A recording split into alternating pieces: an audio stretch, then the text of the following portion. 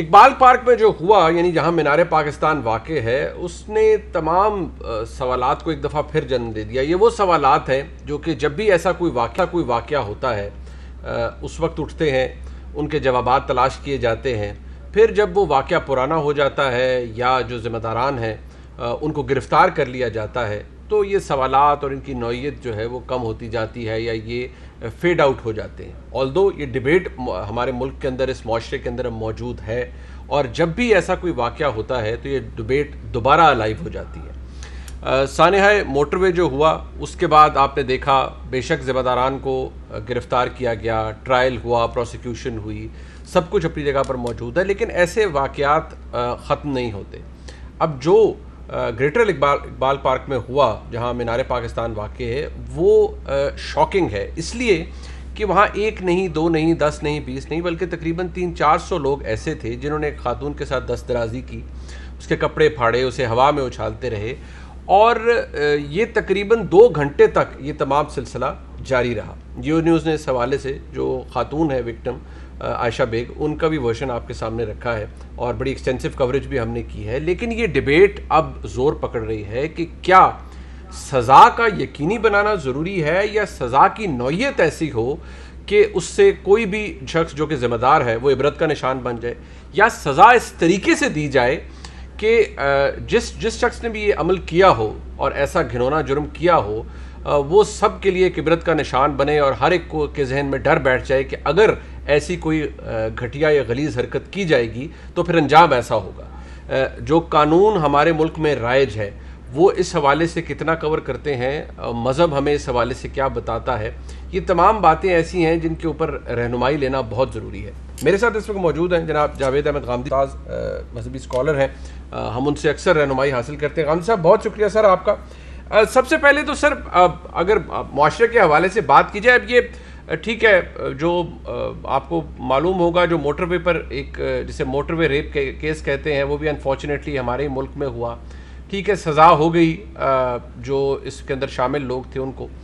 اب یہ واقعہ ہوا ہے جو کہ مینار پاکستان کے بالکل جہاں مینار پاکستان واقع ہے وہاں پر یوم آزادی کے پہ ہوا، اور وہاں پر سب کو پتہ ہے کہ لوگ جاتے ہیں وہاں پر ایک اس کی سیلیبریشن کے لیے۔ کیا اس واقعے کا ہو جانا وجہ یہ ہے کہ تربیت ہم اپنے معاشرے کی، اپنی قوم کی نہیں ٹھیک کر پا رہے، یا قانون کی عملداری نہیں ہے، اس لیے ایسے واقعات ہوتے رہتے ہیں؟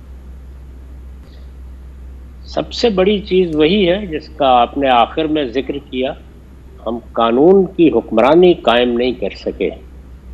ہمارے ہاں قانون شکنی کو قابل فخر سمجھا جاتا ہے۔ ہمارے ملک کی پچھلی پوری تاریخ یہ بتاتی ہے کہ یہاں کبھی آئین، قانون اور دستور کو وہ تقدس نہیں مل سکا جو مہذب قوموں میں اس کو ملنا چاہیے۔ جہاں اس طرح کے جملے سننے کو ملے ہوں کہ آئین کیا ہے، یہ تو چند کاغذات ہیں، جب چاہے پھاڑ کر پھینکے جا سکتے ہیں، جہاں 3 مرتبہ بندوق نے آگے بڑھ کر خود اپنے حلف کی خلاف ورزی بھی کی ہو، قانون بھی توڑا ہو اور آئین کو بھی معطل کیا ہو، اور جہاں ہمارے مذہبی رہنما، ہمارے سیاسی رہنما اپنے مقاصد کے لیے جلسے کریں، جلوس نکالیں، اس میں کبھی لوگوں کو یہ نہ بتائیں کہ قانون کا احترام کیسے کرنا ہے۔ آپ نے مذہبی رہنماؤں کے ہجوم دیکھے ہیں، انہی سڑکوں پر دیکھے ہیں، آپ نے سیاسی رہنماؤں کے ہجوم دیکھے ہیں، آپ نے پارلیمنٹ کے سامنے لوگوں کو جو کچھ وہ کر رہے تھے کرتے دیکھا ہے، آپ نے وزیر اعظم ہاؤس پر اور ٹی وی پر لوگوں کو حملہ کرتے دیکھا ہے۔ تو یہ جہاں ہو رہا ہو وہاں آپ کیا توقع کر سکتے ہیں؟ سب سے بڑی چیز یہ ہے کہ مذہبی رہنما، سیاسی رہنما، وہ سب قانون کا آخری درجے میں احترام کرنا سیکھیں، احترام کی تربیت دیں۔ وہ خود ہجوم کو اسی طرح اشتعال دلا کر جب اپنے مقاصد حاصل کرتے ہیں تو پھر ہجوم اپنے مقاصد کے لیے وہی طریقے اختیار کر لیتا۔ غامدی صاحب، یہاں بدقسمت بات یہ ہے کہ جب کوئی ایسا واقعہ ہوتا ہے تو وکٹم ہوتا ہے، جو مظلوم ہوتا ہے، اس کو بلیم کیا جاتا ہے، وکٹم بلیمنگ شروع ہو جاتی ہے۔ یہاں ایک ڈیبیٹ یہ بھی شروع ہو گئی ہے اب اس خاتون کے ساتھ جو ہوا، کہ جی وہ دیکھیے وہ ایسے کپڑے پہن کر آئیں، حالانکہ وہ ایک نارمل لباس میں تھی، ٹھیک ہے جس بھی لباس میں ہو، یہ بھی خیر دلیل میں نہیں ہونا چاہیے، لیکن وہ کہ جی وہ ایسے کوئی کپڑے پہن کے آ گیا، کوئی فیشن کر کے آ گیا جی، اور اگر ایسے ہوگا تو پھر آپ لوگوں کے جذبات کو ابھاریں گے اور پھر وہ اس طرح کی حرکت کرنے پر مجبور ہو جائیں گے. یہ وہ ڈیبیٹ ہے بدقسمتی سے سر جو کہ آلریڈی شروع ہو گئی ہے. یعنی ایک آپ سوشل میڈیا پر ٹویٹر پر ایک ٹویٹ کر دیجئے اس خاتون کے حق میں کہ بہت زیادتی ہوئی ہے، تو ایک لائن ہوگی نیچے ان لوگوں کی جنہیں آپ اپولوجسٹ کہہ سکتے ہیں، جنہیں میں یہ کہہ سکتا ہوں کہ وہ وکٹم کو بلیم کر رہے ہیں کہ بھائی اس کا تو شاید علاج ہی یہی تھا، اس کے ساتھ جو ہوا وہ درست ہوا، اسلام تو پردے کی بات کرتا ہے، اسلام حیا کی بات کرتا ہے، اور اس خاتون کو باہر آنا ہی نہیں چاہیے تھا. اس کی وجہ کیا ہے سر؟ یہ جو وکٹم بلیمنگ شروع ہو جاتی ہے ہمارے ملک میں، یہ بھی مریضانہ ذہنیت ہے. ہمارے ہاں عام طور پر رہنماؤں نے لوگوں کو یہ سبق دیا ہے کہ اصل مجرم ہمیشہ خاتون ہوتی ہے. آپ نے دیکھا نہیں ہے کہ کوئی آدمی نماز نہیں پڑھتا، وہ دین شریعت ہر چیز کو پامال کرتا ہے، رشوت لیتا ہے، وہ لوگوں کے سامنے ملاوٹ کرنے کا اعتراف کرتا ہے اور اس طرح کے جرائم کرتا ہے. کسی کے ماتھے پر شکن نہیں آتی، لیکن ایک خاتون کے سر پر دوپٹہ ہے یا نہیں، چادر ہے یا نہیں، یہ ہمارے ہاں معلوم ہوتا ہے کہ آسمان و زمین میں زلزلہ برپا ہو گیا ہے. تو یہ ذہنیت بھی ہم نے پیدا کی ہے، اسی کو ہم اصل اسلام کہنے لگ گئے ہیں. اس کے نتیجے میں لوگ یہ مظاہرہ کرتے ہیں. میں آپ سے عرض کرتا ہوں کہ رسالت پاک صلی اللہ علیہ وسلم کے زمانے میں فجر کی نماز کے لیے ایک خاتون آئیں. انہوں نے تو کوئی برا لباس نہیں پہنا ہوا تھا، وہ مسجد میں نماز پڑھنے کے لیے آ رہی تھیں. ایک اوباش نے ان پر حملہ کر دیا اور ان کو ریپ کیا. اگلے دن رسول اللہ صلی اللہ علیہ وسلم نے اس مجرم کو سزا دی ہے اور بدترین سزا دی ہے. لیکن یہ نہیں کہا کہ کل سے خواتین مسجد میں نہیں آئیں گی، یا وہ صبح نہیں نکلیں گی، یا وہ منہ دھیرے نہیں نکلیں گی. تو ہمارے پیغمبر کی تعلیم تو یہ تھی کہ ریاست کو، سوسائٹی کو، معاشرے کو اپنا رخ مجرم کی طرف سے کرنا چاہیے.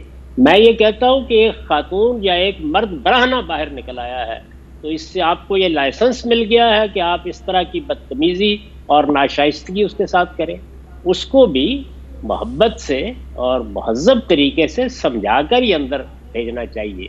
یہ تو جانوروں کا معاشرہ بنتا جا رہا ہے، اور افسوس ہے کہ ہم اس طرح کی چیزوں کو جب دیکھتے ہیں تو فوراً اس کے لیے معذرت پیش کرنا شروع کر دیتے ہیں، اور جس کے خلاف اقدام ہوتا ہے فوری طور پر اسی کو سب نصیحتوں کا ہدف بنا لیتے ہیں. غم صاحب یہ اس کا یہ چلیں ہم اگر یہ ایک پرابلم ایگزسٹ کرتا ہے سر، اور آج کل کیونکہ سوشل میڈیا کا دور ہے، انگریس بہت زیادہ ہے، ہر ایک کے پاس موبائل ہے اور اس میں پھر ایک کیمرہ ہے، ویڈیوز فوراً بن جاتی ہیں. اب یہ ہمارا پرابلم یہاں کیا ہے سر؟ یہ کیا اخلاقی تربیت ہے؟ کہنے کو ہم، اور بالکل سب کو پتہ ہے جی اسلامی جمہوریہ پاکستان ہے، اور ہم فوری طور پر بڑا جیلسلی گارڈ کرتے ہیں، اور ہمارے سینٹیمنٹس بہت زیادہ جڑے ہوئے ہیں ہمارے مذہب کے ساتھ.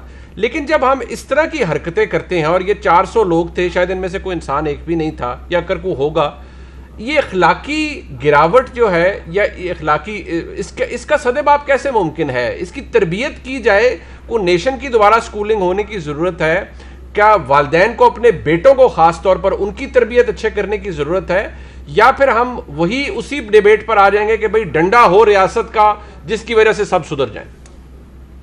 نہیں، تینوں چیزیں ہماری توجہ کا مرکز بننی چاہیے. ہمیں دیکھنا چاہیے کہ آخر یہ کیا وجہ ہے کہ وہ گھر جن میں یہ تربیت ہوتی تھی، جن میں لوگوں کو شائستگی سکھائی جاتی تھی، تہذیب سکھائی جاتی تھی، اس تہذیب کے نتیجے میں آنکھیں کسی خاتون کو دیکھ کے جھک جاتی تھی، جس میں لوگ گلیوں محلوں میں کبھی اس طرح کی کوئی معمولی سی حرکت بھی برداشت نہیں کرتے تھے.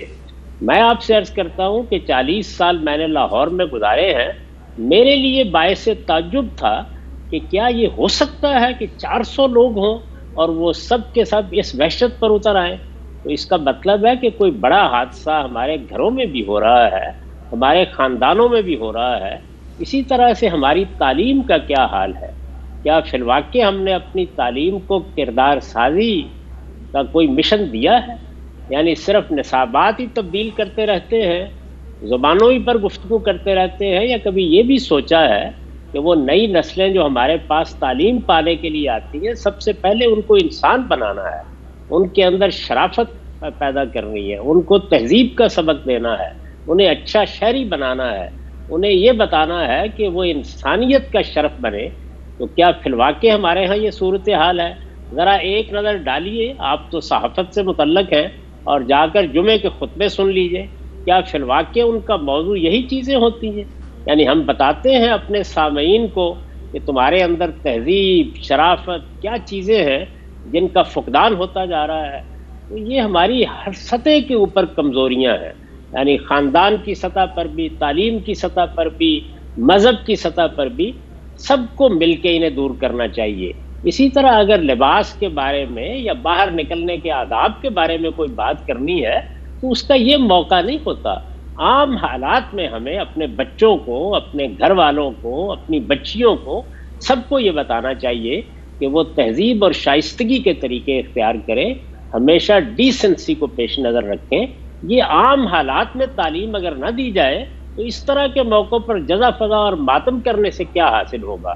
اس کے ساتھ البتہ ضروری ہے کہ قانون کی حکمرانی قائم کی جائے، قانون شکنی کو عیب قرار دیا جائے، لوگ، ہمارے رہنما، ہمارے سیاستدان سب اپنے لوگوں کو تلقین کریں، وہ مظاہرے کریں تو تلقین کریں، اپنا نقطہ نظر بیان کرنا چاہیں تو تلقین کریں کہ تم سڑکیں بند نہیں کرو گے، تم گاڑیوں پر نہیں پل پڑو گے، تم کسی شخص کے املاک کو نقصان نہیں پہنچاؤ گے۔ اگر یہ تعلیم ہم عام حالات میں دیں گے تو اس کا ظہور اس طرح کے موقعوں پر بھی ہوگا۔ غان صاحب یہ فرمائیے گا کہ یہ ظاہری بات ہے، زور پکڑتا ہے جب بھی ایسا کوئی واقعہ ہوتا ہے کہ جی سر عام سزائیں دی جائیں تبھی کوئی عبرت کا نشان بنے گا اور وہ باز آئے گا، کیا؟ اور پھر مثال دی جاتی ہے کہ دیکھیے جی سعودی عرب کے اندر کیا نظام ہے، وہاں دیکھیے ایسا کچھ ہوتا ہے تو سر عام سزا دی جاتی ہے اور پھر کوئی جرت نہیں کرتا، اسی لیے قانون کا خوف ہے اور ریاست کی عملداری ہے، ریاست کی ایک رٹ ہے۔ کیا آپ کے نزدیک سر عام سزائیں دینے سے ان لوگوں کو جو کہ اس قسم کے کرائمز میں انوالوڈ ہیں، کیا ایسے واقعات کا سدباب کیا جا سکتا ہے؟ سر میرا خیال ہے کہ یہ محض ایک جزوی بات ہے جو لوگ کہتے ہیں، تینوں چیزوں کو موضوع بننا چاہیے۔ یعنی کیا ہماری پولیس فی الواقع وہ کردار ادا کرتی ہے جو پولیس کا ہونا چاہیے؟ ہمارے ہاں معاشرے کی بحیثیت مجموعی تعلیم تربیت تو جیسی کچھ بھی ہے، کیا یہ محکمہ جس کی ذمہ داری یہی ہے کہ وہ شہریوں کو حفاظت فراہم کرے، وہ حفاظت فراہم کرنے میں کامیاب ہے؟ کیا کوئی خاتون بھاگ کر، کوئی مرد بھاگ کر کسی تھانے میں چلا جائے تو اس کو یہ محسوس ہوگا کہ وہ محفوظ ہاتھوں میں آ گیا ہے؟ اگر قریب میں کوئی یہاں یہ واقعہ ہوا ہے پولیس کا سپاہی ہوتا تو ہم واقعی دل کی گہرائیوں سے سمجھتے ہیں کہ وہ اپنا کردار ادا کرتا۔ تو اس پر بھی توجہ دینی چاہیے۔ دوسرے یہ کہ ہمارا عدالتی نظام اس وقت بالکل تعفن زدہ ہو چکا ہے۔ عالمی سطح پر ہماری عدالتوں کے بارے میں جو کچھ کہا جا رہا ہے وہ باعث شرم ہے۔ تو توجہ دینی چاہیے اس بات کے اوپر کہ ہمارے عدالتی نظام کا یہ حال کیوں ہو گیا ہے۔ بہت کچھ جو آپ طریقہ اختیار کرتے ہیں مجرم کا تعاقب کرنے کا، مجرم کے خلاف پروسیکیوشن کا، اس کے لیے مقدمہ بنانے کا، وہ لوگوں کے اندر اعتماد پیدا کرتا ہے۔ سزا تو آخری چیز ہوتی ہے اور وہ عبرتناک سزا بھی دینی چاہیے اس طرح کے مجرموں کو۔ اللہ تعالیٰ نے بھی یہ رہنمائی کی ہے قرآن مجید میں کہ اس طرح کے مجرموں کو بہت ہی غیر معمولی سزائیں دی جا سکتی ہیں، دینی چاہیے۔ اس میں اگر آپ محسوس کریں کسی وقت کے لوگوں کی عبرت کے لیے سر عام سزا دی جائے، اس میں بھی حرج نہیں، لیکن یہ آخری چیز ہے۔ محض سر عام سزائیں دے دینے سے جرم نہیں رکا کرتا۔ اس حوالے سے غامدی صاحب یہ آخری سوال میرے ذہن میں کہ پھر اگر میں آپ نے جو فرمایا ہے اس سے یہ سمجھا جائے کہ سزا یقینی ہونی چاہیے، سزا کے اوپر عملداری ہونی چاہیے قانون کے مطابق، سزا کا سخت ہونا یا عبرتناک ہونا وہ شاید جزوی چیزیں اتنی ضروری نہیں ہیں۔ یہ میرا نقطہ نظر یہی ہے کہ جب تک آپ یہ باقی چیزیں نہیں پیدا کرتے، اور دوسرے یہ کہ سزا فوراً ہو، عدالتی نظام لوگوں میں انصاف پیدا کرنے کے لیے اس کو مؤخر نہ کرتا رہے۔ آپ جانتے ہیں یہ عام طور پر کہا جاتا ہے کہ انصاف میں تاخیر اصل میں انصاف کے تاثری کو ختم کر دیتی ہے۔ دوسرے یہ ہے کہ ہمارے ہاں جو سزائیں عام طور پر اختیار کی گئی ہیں، جیل میں ڈال دینا یا اس طرح کی بعض سزائیں، اس سے معاشرے کی نگاہ سے مجرم غائب ہو جاتا ہے، تو معاشرہ بھی کچھ دنوں کے بعد غیر متعلق ہو جاتا ہے۔ اس میں اللہ تعالیٰ کی جو مقرر کردہ سزائیں ہیں ان کو لازماً سامنے رکھنا چاہیے، لیکن وہ سزائیں بھی اس وقت مؤثر ہوں گی جب آپ کے یہاں پروسیکیوشن ٹھیک ہوگی، پولیس کا رویہ ٹھیک ہوگا، آپ کے پروسیجر کے قوانین بہتر ہوں گے۔